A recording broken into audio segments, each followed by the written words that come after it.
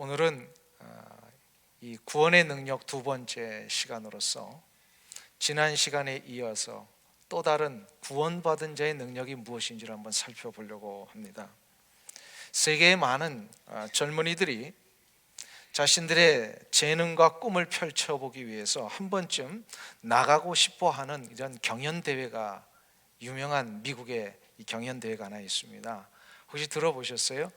America's Got Talent라고 하는, 물론 이렇게 기독교 계통의 그런 경연장은 아닙니다만, 세계 수많은 젊은이들이 자신의 이 재능을 한번 좀 발휘하고 많은 이들에게 인정받고 싶어 해서 이 경연장에 나가고 싶어 합니다. 지난 달 말 5월 28일 화요일 저녁이었습니다. 이 경연대회에 코디 리라고 하는 이름에 22살 된 한 젊은이가 출전을 했습니다.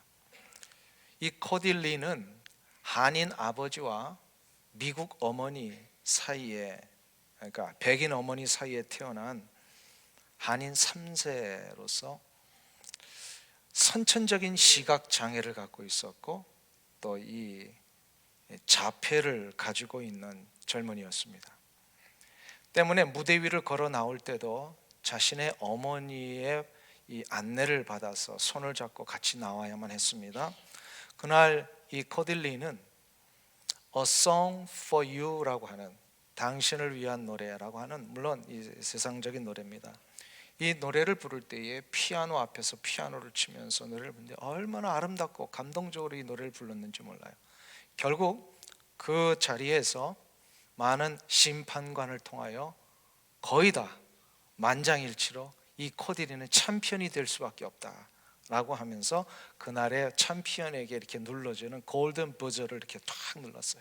그래서 많은 사람들이 이 기립박수를 하며 이 코디리를 이제 환영을 하고 칭찬하고 그런 시간이 있었습니다. 그 코딜리의 어머니, 백인 어머니가 무대에서 이런 고백을 했습니다. 코디가 어릴 때 음악을 들으며 노래를 부르는 그 순간에 이 코디가 이것을 얼마나 좋아하는지를 아주 일찍부터 발견을 했답니다. 이 때문에 그의 어머니는 비록 선천적인 시각 장애로 태어나서 또 이 자폐라고 하는 것을 안고 있음에도 불구하고 이 자기의 아들에게 한 가지 확신을 가졌답니다.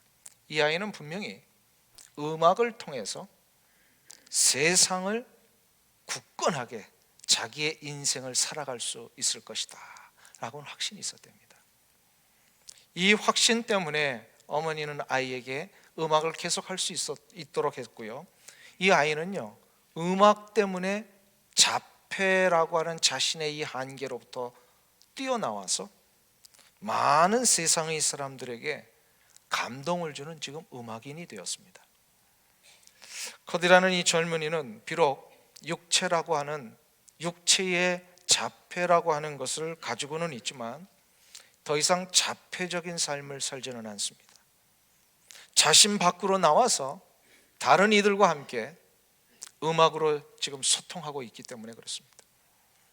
이 시대는 육체의 자폐가 문제가 아니라 진짜 심각한 것은 인생 자체가 자기 자신에게만 갇혀 있어서 다른 이들에게 전혀 관심을 주지 않고 사는 인생의 자폐, 자폐적인 삶, 이것이 더 심각한 문제라고 생각을 합니다.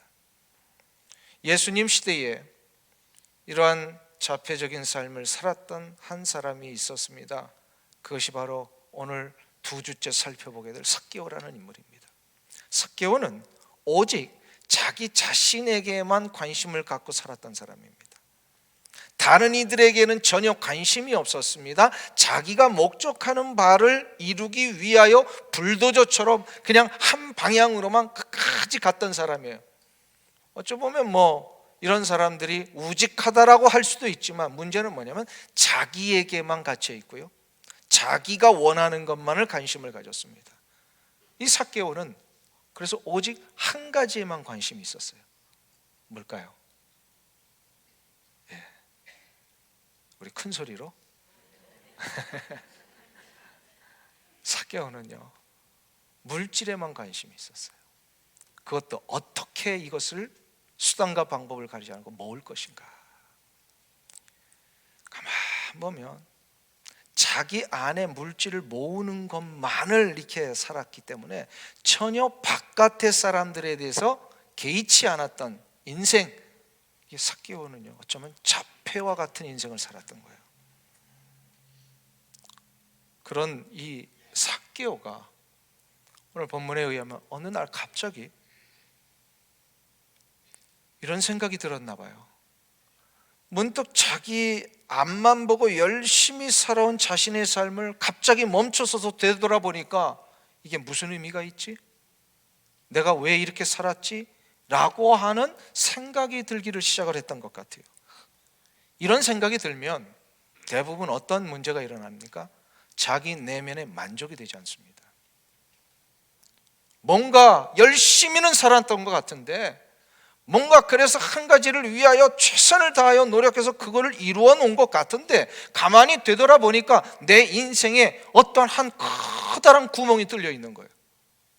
나의 마음속 깊숙한 것에 그 어떤 것으로도 채워지지 아니하는 인생의 공허가 막 뚫려 있는 거예요. 이 구멍은 가만 보니까 내가 그렇게 쌓아놨던 물질로도 되지 않아요. 내가 그렇게 붙잡으려고 했던 권력으로도 메꿔지지 않는다라는 것을 비로소 깨달았던 것 같아요. 이것을 삭개오가 어떻게 그렇게 했는지 알 수 있느냐고요? 어떻게 삭개오에 그런 고민이 생겼는지 짐작하느냐고요? 오늘 본문에 보니까 그게 나와요. 삭개오가 예수님을 너무도 간절히 보고 싶어 했다는 이 점에서 우리는 삭개오 분명히 그런 마음이 있었을 것이다 짐작할 수 있어요. 삭개오가 단순히 호기심으로 예수님을 보고 싶어 했다면 평소 자신을 죄인 취급하던 그런 사람들 사이를 비집고 들어가서 저들과 같이 서가지고 예수님 보려고 했을까요? 자기를 그렇게 무시하는 사람들 틈에서 어떻게 예수님 보려고 했을까요? 더군다나 명색이 이 삭개오는 뭐예요? 그 지역의 세리장이에요. 그 지역에서 권력과 물질을 마음대로 좌우할 수 있는 힘이 있었던 사람이에요. 이런 사람이 어린아이와 같이 나무 위에 올라가면서까지 예수님을 구경하려고 했을까요? 삭개오의 외적인 환경과 조건을 보면 그는 예수님 찾을 이유가 없는 사람이에요. 우리 주변에서 우리 전도할 때 보세요. 제일로 전도하기 힘든 대상이 누구예요? 전도하기 제일 힘든 사람. 나에게는 부족함이 없다라고 생각하는 사람들이 있어요. 물질로도 나 부족하지 않고요. 내가 그래도 학문적으로도 이 정도면 난 부족한 사람 아니야. 그리고 자녀들도 다 잘 되고 뭔가 이렇게 다 갖춰져 있는 것처럼 보이는 분들 있잖아요. 이런 분들 찾아가서 전도하려면요 굉장히 어렵습니다. 부족함이 없는 거예요. 삭개오가 그런 사람이었어요. 부족함이 없었어요. 외적으로 보니까. 그런데 지금 삭개오가 무슨 이유인지 예수님을 간절히 지금 찾고 있더라는 거예요. 예수님을 너무나도 보고 싶어 했어요. 아까도 말씀드렸습니다만 아마도 그의 인생에 한 번쯤 딱 멈춰서서 자기를 돌아보니까 자기에게 메꿔지지 않는 인생의 커다란 구멍, 이거 어떻게 찾아야 될까 고민하던 중에 소문을 들었어요. 그 예수라고 하는 분이 나타났어서 인생의 절망과 아픔과 고독 가운데 헤매고 있는 자들 만나주시기만 하면 저들의 인생이 다 회복되더라. 저들이 다 새로운 삶의 의미와 생명의 역사를 다 소유하게 되더라. 이거 소문 듣지 않았을까요?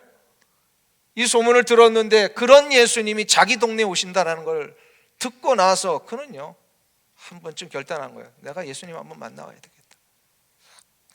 자신의 삶에도 정말로 다른 사람에게 주셨던 그 놀라운 삶의 의미, 생명의 역사, 내가 내 스스로는 도저히 해결되지 않은 이 인생의 갈증, 뻥 뚫려 있는 내 가슴의 그 구멍들, 이거를 예수님을 통해서 한 번쯤은 메꿔보고 싶다라고 하는 이 간절한 열망이 일어났던 것 같아요.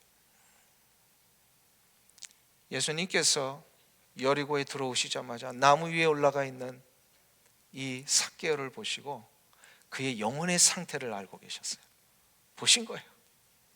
그래서 예수님이 삭개오에게 이야기하십니다. 삭개오야 속히 내려오라. 내가 오늘 내 집에 유하여야 하겠노라. 이게 예수님의 초대입니다. 예수님이 인생을 부르실 때 이렇게 초대를 하시는 거예요. 이 예수님의 초대가 있을 때 복받는 사람은 어떻게 돼요? 그 초대에 응하는 자예요. 삭개오가 예수님의 이 초대에 어떻게 응했습니까? 6절에 보시면 급히 내려와 즐거워하며 영접하거늘. 급히 내려왔대. 와, 이게 웬 떡이냐 이거예요. 지금 나 같은 인생을 예수님이 부르셨어요. 할렐루야. 이거 인생에 웬 떡이냐 이렇게 한 번쯤 구원받고 나서 외쳐보신 적 있으세요? 야, 나 같은 사람 웬일로 나를 이렇게 부르셨는가? 아마 삭개오가 그런 마음이에요. 헐레, 자기의 이제 무슨 세리장, 그 자기의 사회적인 체면, 뭐 이 힘, 이거 다 지금 아랑곳하지 않고 무조건 내려왔어요. 그리고 기쁨으로 예수님을 영접했어요. 지난 시간에 살펴본 대로 구원받은 자에게는 뭐가 나타난다 그랬어요? 뭐요? 차례대로 제일 먼저 뭐가 있어야 돼요? 구원받은 자에게는 증거가 있어야 돼요. 근데 그 증거 중에서 가장 먼저 되는 증거가 뭐냐면 뭐가 나타나요? 변화가 나타나요. 변화가 나타날 때에 그 변화 중에서 제일 먼저 되는 변화가 뭐냐? 가치관의 변화라 그랬어요. 이걸 보면 아, 저분 분명히 구원받으신 분이구나, 이렇게 우리가 확인할 수 있다 그랬어요. 물론 이것은 이제 우리 자신이 먼저 점검해야 될 기준입니다. 그래서 구원이 일어나면은 증거가 있고, 증거 중에서 변화의 증거가 있는데, 이 변화의 증거 중에 변화의 증거가 제일 먼저 나타나는 것 중에 하나가 뭐냐면 가치관의 변화인데, 이 가치관의 변화가 일어나면 또다시 새로운 변화가 하나 나타납니다. 그게 바로 관심의 변화예요. 삭개오는요, 오늘 예수님을 만나서 분명히 구원받았음에 틀림이 없어요. 그에게 나타나는 게 아까 말씀드린 가치관이 변화가 됐고요, 두 번째로 오늘 본문에 보니까 그의 관심의 변화가 일어났어요. 이때껏 그에게는 뭐가 관심이었다고요? 돈이에요. 근데 이 돈에 대한 관심이 새로운 차원으로 관심이 바뀌어집니다. 그 관심이 어떻게 바뀌어졌는지 8절이 잘 나오고 있어요. 한번 보세요. 8절 우리 다 같이 한번 읽겠습니다. 같이 합독합니다. 삭개오가 서서 주께 여짜오되 주여 보시옵소서, 내 소유의 절반을 가난한 자들에게 주겠사오며 만일 네 것을 토색한 일이 있으면 4배나 갚겠나이다. 아멘. 지금 삭개오의 변화가 분명하게 일어난 아주 중요한 단어가 하나 있어요. 오늘 읽은 8절에서 자기 자신에게만 관심을 가졌던 삭개오인데요, 누구에게 드디어 관심이 쏟아졌어요? 예? 여기 중요한 단어, 가난한 자들. 가난한 자들. 삭개오가 어땠어요? 가난한 자들의 돈을 뺐던 자예요. 삭개오가 로마 정부로부터 합법적인 세금 징수 권한의 이 전권을 받은 사람이에요. 지난 시간에 잠깐 설명했습니다만 이 여리고는요, 이스라엘 땅에 있는 세계 세무서 중에 가장 큰 세무서입니다. 그러니까 중앙세무서라고도 할 수 있어요. 이 세무서에서 모든 돈들이 가장 많이 왔어요. 세금을 안 내면 이 합법적인 전권을 받았기 때문에요, 로마 정부의 힘을 입어서요, 안 내는 사람 위협도 할 수 있어요. 세금을 얼마나 걷는지 그 양도 이 세무서장, 세리장 삭개오가 결정을 하는 거예요. 그래서 로마 정부에 어느 정도 바칠 그 세금 말고도 더 많은 것을 걷어가지고요, 일정한 부분만 올려보내고 나머지는 다 자기가 다 착복했던 사람이에요. 이러한 삭개오이기 때문에요, 유대인들이 자기의 일로 인하여 얼마나 고통과 절망 가운데 신음하는지 아랑곳하지 않았어요. 자신의 이 일로 인하여 어떤 상처를 받고 어떠한 아픔 가운데 살아갈지 전혀 개의치 않고 살았던 자가 삭개오였어요. 이런 삭개오가 지금 어떤 고백을 한다고요? 주여 내 소유의 절반을 가난한 자들에게 나눠주겠습니다. 돈을 모으는 일에 수단과 방법을 가리지 않았던 삭개오, 다른 이들의 아픔이야 어떻든지 간에 개의치 않았던 삭개오, 그런 삭개오의 눈에 지금 다른 이들의 모습이 이제 들어오기를 시작하라고, 특별히 가난한 자들의 모습이 눈에 들어오기를 시작을 했어요. 내 소유의 절반을 주겠습니다. 이것이요, 주님을 만난 자의 증거입니다. 관심이 달라지는 거예요. 주님을 만나면, 옛날에는요 맨날 지나다니다 보면 뭐가 보였어요? 술집이 보였어요. 네, 예수를 믿고 나서요 보니까 이제는 술집을 어떻게 해요? 인상 쓰고 다니는 거예요. 옛날에는요 주일만 되면 뭐만 보였어요? 어디 놀러 갈까? 근데 예수를 믿고 나니까요 뭐예요? 관심이 달라지는 거예요. 오늘은 비가 안 와야 될 터인데, 예배당 가려면 찻길이 좋아야 될 터인데, 관심이 달라지는 거예요. 이게 구원받은 자의 증거입니다. 삭개오에게는 자신의 가장 심각한 관심이 물질이었는데, 이제는 그것도 모으는 것에 관심이 있었는데, 이제는 어떻게 했어요? 가난한 자들의 아픔이 무엇인지 보이기를 시작하는 거예요.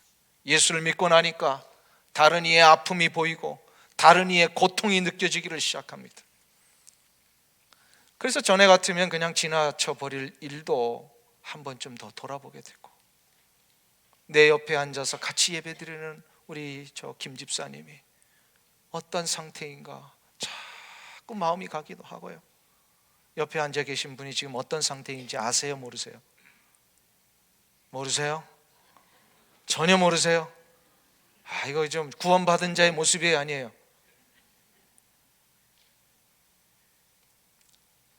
실은 구원받은 자에게는요 관심이 달라지는 거예요.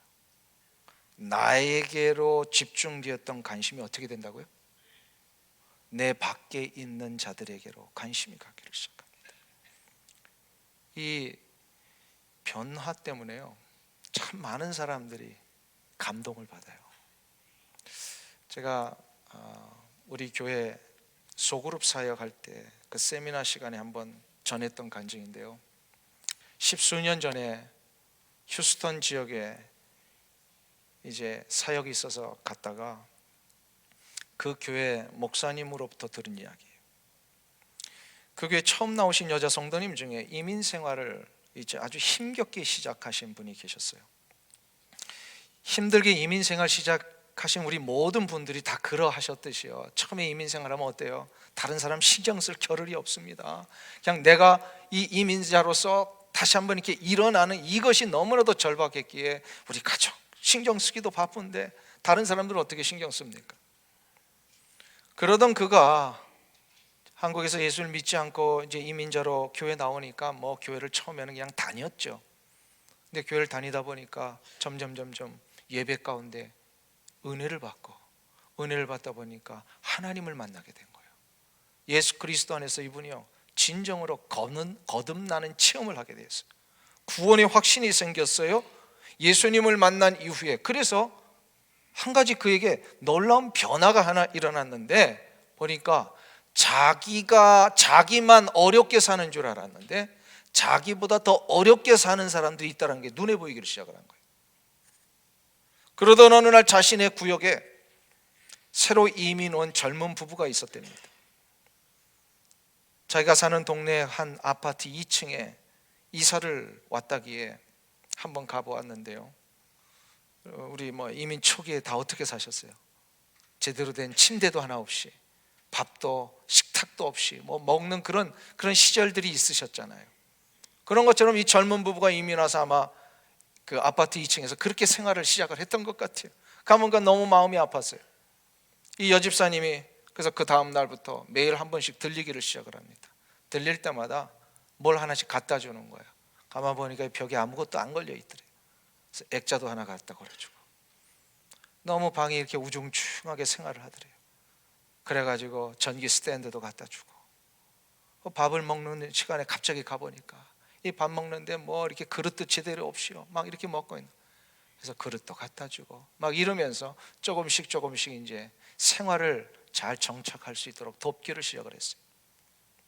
그러던 몇 주 후에 가만히 보니까 이 집에 텔레비전이 없구나.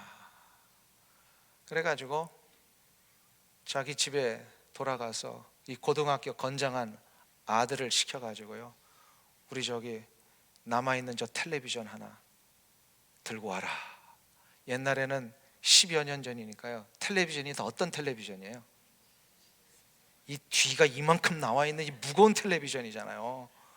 그걸 이 아들 보고 들라고 해가지고 따라와라. 그래서 아파트 2층까지 올라갔어요.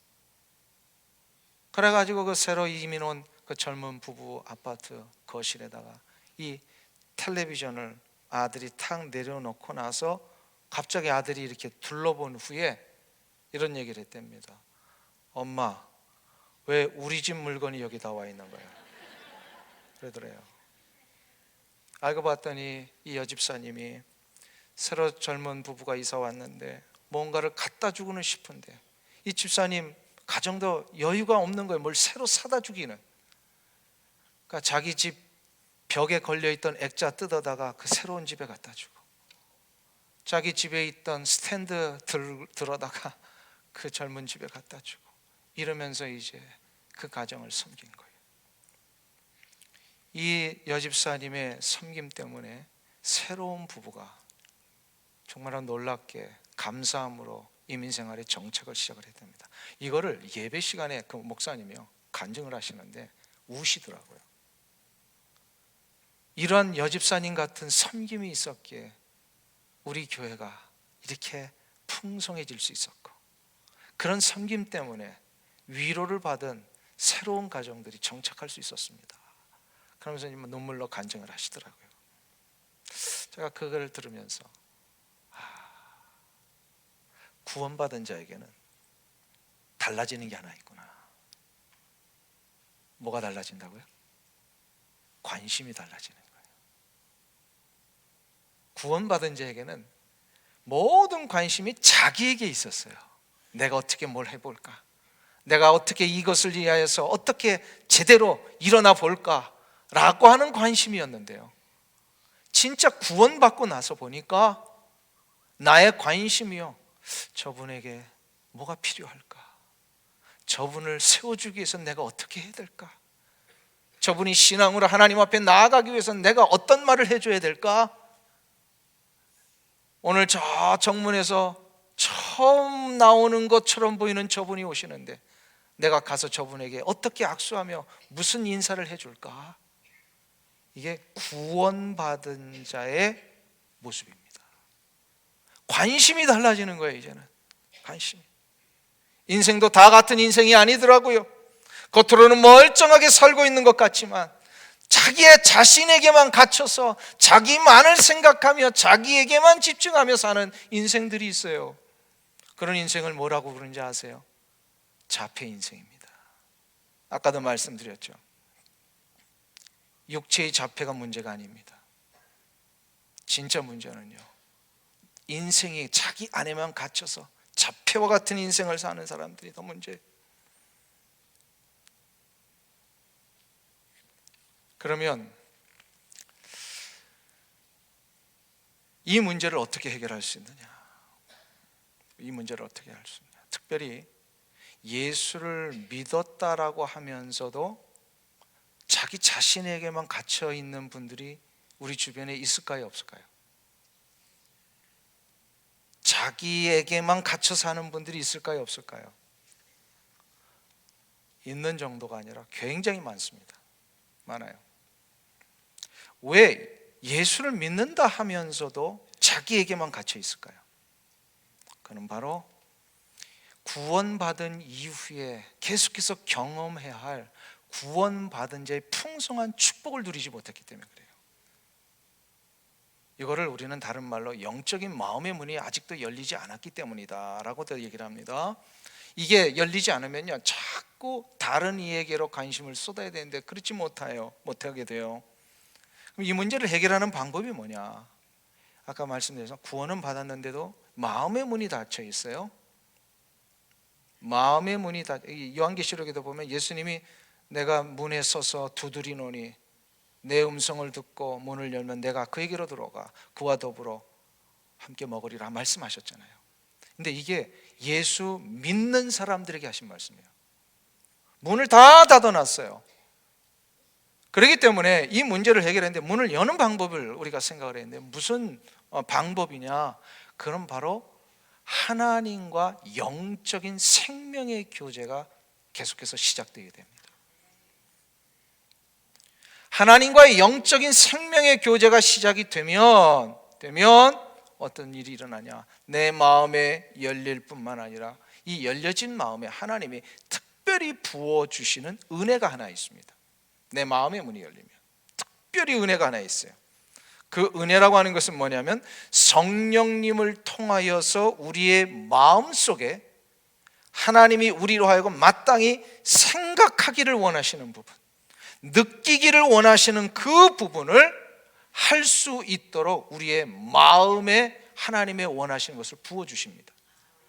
잘 들으세요. 하나님과의 영적인 교제가 시작이 되면, 우리의 마음이 열려서 영적인 교제가 시작이 되면 하나님이 우리로 하여금 느끼기를 원하시는 그 마음, 하나님이 원하시는 대로 생각하기를 원하는 그러한 마음을 우리 가운데 부어주시더라는 거예요. 이게 되면 어떤 일이 일어나는지 아세요? 하나님의 마음으로 세상을 보게 됩니다. 하나님이 마음으로 다른 이들을 우리가 느끼게 됩니다. 이게 성령님의 아주 놀라우신 역사 중에 하나예요. 요거를 우리는 다른 말로 조금 어려운 말인데 체휼이라고 합니다. 들어보셨어요? 체휼이라는 단어, 성경에 나오는 단어입니다. 이거는 뭐냐면 다른 이의 아픔을 내 가슴에 진짜로 느끼는 겁니다. 이거 가능할까요? 뭐 안 가능할까요?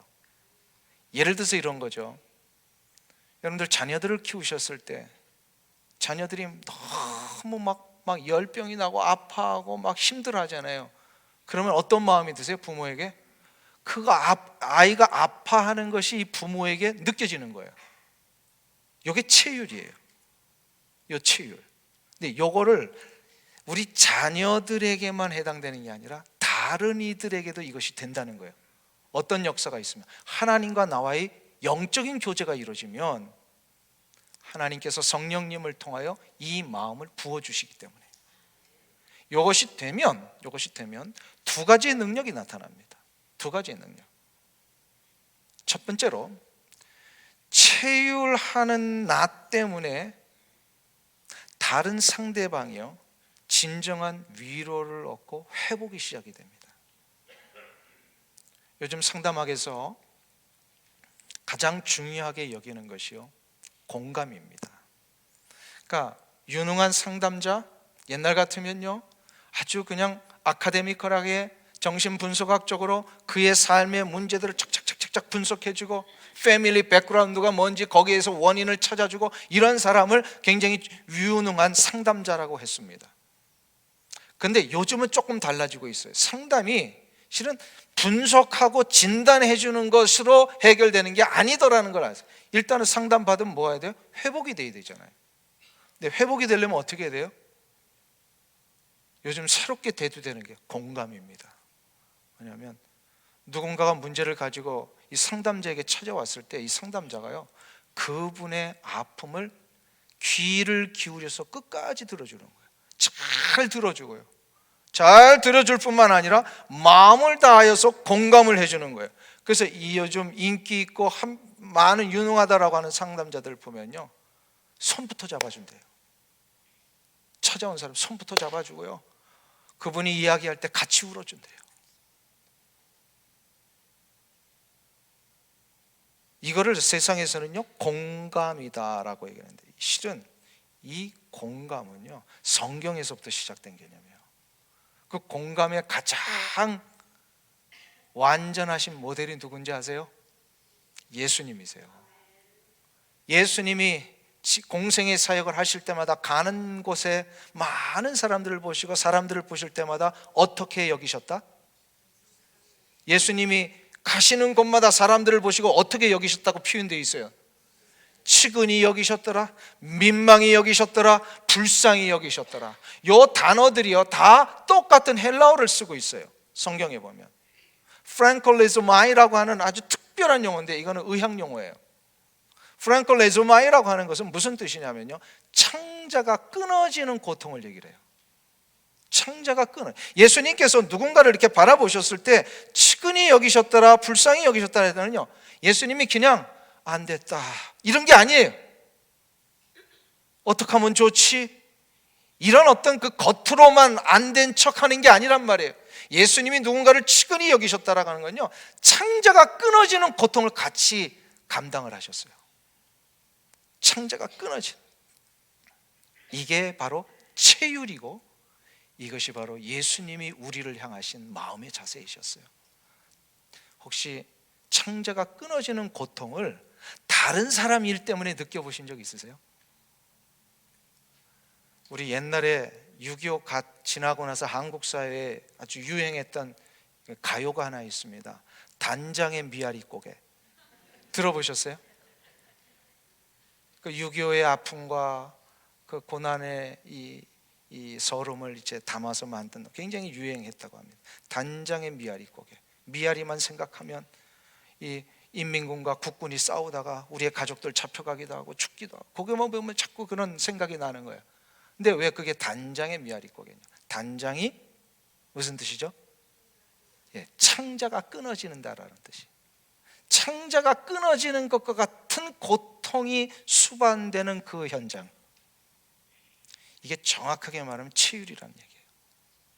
누군가를 볼 때에 그 아픔과 절망 가운데 있는 그를 볼 때에 그냥 얼마나 아플까, 얼마나 힘들까, 이 정도가 아니라 그의 아픔이 내 막 마음속에서부터 절절히 느껴지는 거예요. 내 창자가 끊어지는 것과 같은 그런 고통이 같이 막 느껴지는 거예요. 이거를 하신 분이 예수님이셨다란 말이에요. 예수님이 이 치유를 가지고 나에게 다가오시면 어떻게 될까요?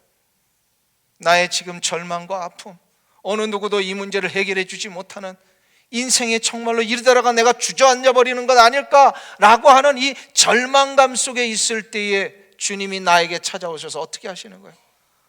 내가 너의 아픔을 안다. 내가 너의 고통이 뭔지를 안다. 너가 지금 가슴이 찢어지도록 아프냐? 그 아픔이 지금 내 창자를 끊어내고 있다. 주님이 이 치유를 하시는 거예요. 이 치유를 하시면 어떻게 될까요? 주님이 나의 아픔을 창자가 끊어지도록 아파해 주신다라면 어떤 일이 일어날까요? 위로가 되고요, 치료가 시작이 되는 거예요. 그리고 더 놀라운 사실이 하나 있어요. 위로가 되고 치료가 될 뿐만 아니라요, 이제는 예수님이 어떤 분이신지를 알게 됩니다. 나를 완전히 아셔서 공감해 주시는 분일 뿐만 아니라 나의 이 문제를 완전하게 해결하실 수 있는 유일한 분이시라는 걸 알게 돼요. 그러니까 뭐가 돼요? 회복이 일어나는 거예요. 그 자리에서 일어나는 거예요. 다시 한번 서게 되는 거예요. 마찬가지로 주님이 이 치유의 은혜를 우리 가운데 주시는 이유가 있어요. 이 치유를 너가 경험했다면, 그래서 너가 이 치유 때문에 위로를 얻고 다시금 회복되었다면 너도 저 옆에 있는 자들을 한번 치유를 해라. 저의 아픔을 나의 가슴에 담기 위하여 한번 기도해봐라. 그 옆에 있는 자의 아픔이 얼마나 놀랍고도 힘든 아픔인지 너가 창자가 끊어지도록 한번 이 아픔을 느껴봐라. 우리의 능력으로는 안 돼요. 이거를 느끼게 해달라고 어떻게 해야 돼요? 성령님을 의지해야 돼요. 느끼게 해주세요.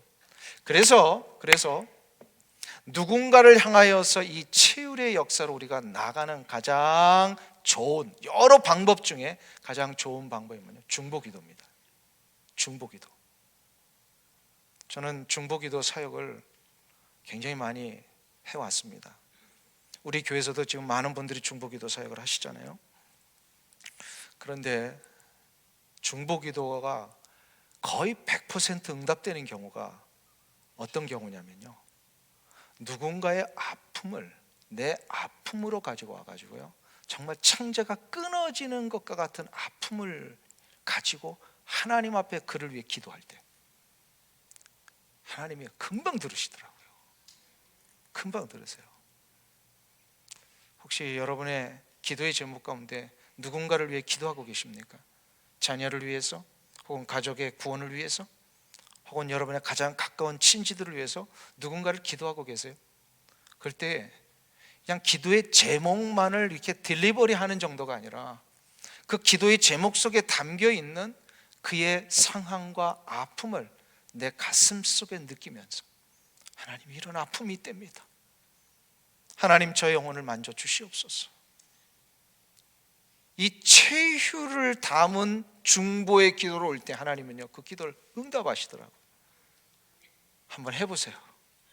그러면요, 중보 기도가 너무너무 막 익사이팅해지고요, 이 기도의 역사가 막 삶 가운데 막 경험되어지는 은혜가 분명히 있을 줄 믿습니다.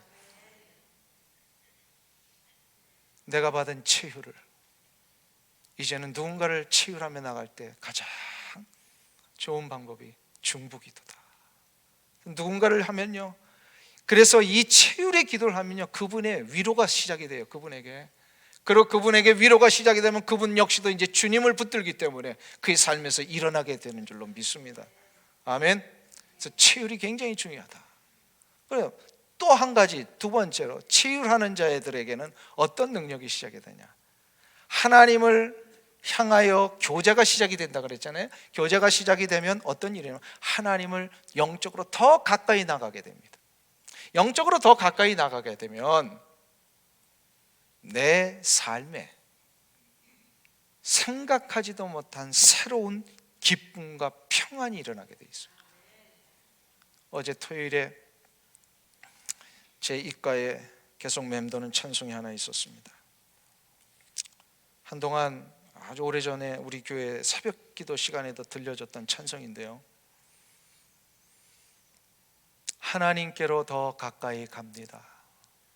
고통 가운데 계신 주님, 변함없는 주님의 사랑, 영원히 주님만을 섬기리. 혹시 그 찬양 아십니까? 복음성에 나오는 찬양인데요, 하나님께로 더 가까이 갑니다.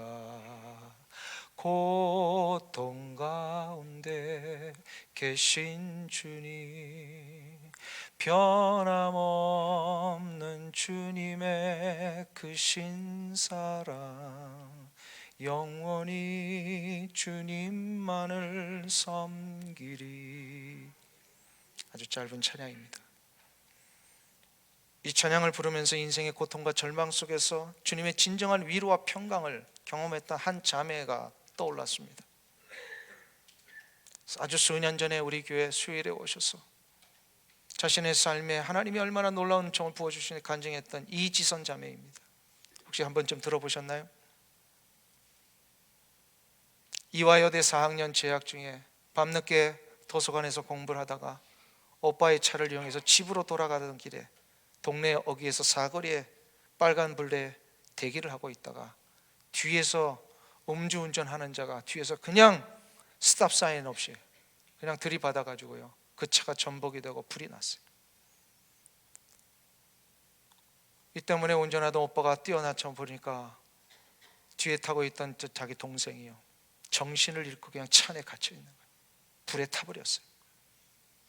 전신 화상 4도, 얼굴이 일그러졌고요, 팔이 쪼그라들었고 온몸에 화상이 입었어요. 이 지선 양 대학교 4학년 때 졸업사진 찍은 얼굴을 봤어요. 얼마나 이쁜 얼굴인지 몰라요. 그 얼굴이 한순간에 교통사고로 다 무너졌어요. 왜 이런 일이 자신에게 일어나야 되는지를 생각하면서 끔찍한 이 고통 가운데 수술을 11번을 했답니다. 성형수술을. 그래서 돌아온 얼굴이 최근에 이제 여기 사진 가운데 나온 이지선 양의 그 화상 입은 얼굴입니다. 그런 절망과 고통 속에서요, 도저히 자기 힘으로는, 그것도 정말로 꽃다운 이 젊은 나이에 정말로 자신의 모든 외모가 무너진 이 지선양, 자기 힘으로는 이거 일어나기 도저히 불가능했대요. 정말로 그 극단적인 생각도 해봤다고 합니다. 그럴 때마다 이 지선 자매가 불렀던 찬양이 바로 이 찬양입니다. 하나님께로 더 가까이 갑니다. 고통 가운데 계신 주님, 변함없는 주님의 사랑, 영원히 주님만을 섬기리. 이 찬양을 부르면서 지선 양이 뭘 느꼈겠어요?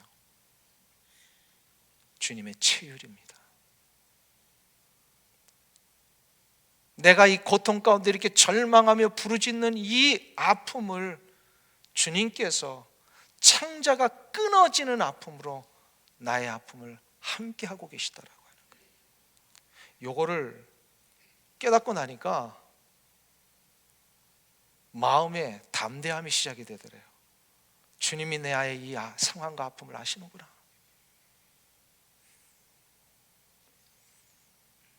열한 번의 수술 이후에 이제 몸이 조금씩 회복되고, 지금은 간증을 하러 다니고요, 지금은 박사학위를 받아서요, 한국의 한 대학에서 강의를 하고 있습니다. 어느 날 한 기자가 이지선 자매에게 물어봤어요. 사고 나기 이전의 모습으로 되돌려질 수 있다면 어떻게 하시겠습니까? 이렇게 대답을 했답니다. 되돌아가고 싶지 않습니다. 왜냐하면 고난이 가져다 준 축복의 보물들은 그 무엇과도 바꾸고 싶지 않기 때문입니다. 어떻게 이런 대답을 할 수 있냐고요? 한 가지를 깨달았기 때문입니다. 그 고통 속에서도 주님은 나를 치유하고 계시다라는 겁니다. 여러분의 아픔과 절망, 어느 누구에게서도 얻을 수 없는, 정말로 나 혼자밖에는 이거 감당하기 어려운, 감당할 수밖에 없는 이런 모든 상황을 주님은 지금 치유하고 계십니다. 이걸 믿으세요? 이거를 믿는 자는 주님의 치유를 느끼실 것이요, 주님의 치유를 경험한 자는 분명히 위로가 일어날 것이요, 회복이 분명히 일어날 것입니다. 그리고 이 치유 때문에 다시금 부어주시는 놀라운 하나님의 새 생명의 기쁨과 평안의 역사를 경험하시게 될 것입니다. 사랑하는 성도님 여러분, 주님의 치유를 경험하십시오. 그리고 이 치유를 여러분의 가정과 우리 함께 신앙생활하는 성도들과 주변의 많은 이들을 향하여 이 치유의 삶을 시작하십시오. 분명히 우리의 삶은 회복될 것입니다. 일어나게 될 것입니다. 이 은혜가 여러분들 가운데 일어나시길 축원합니다.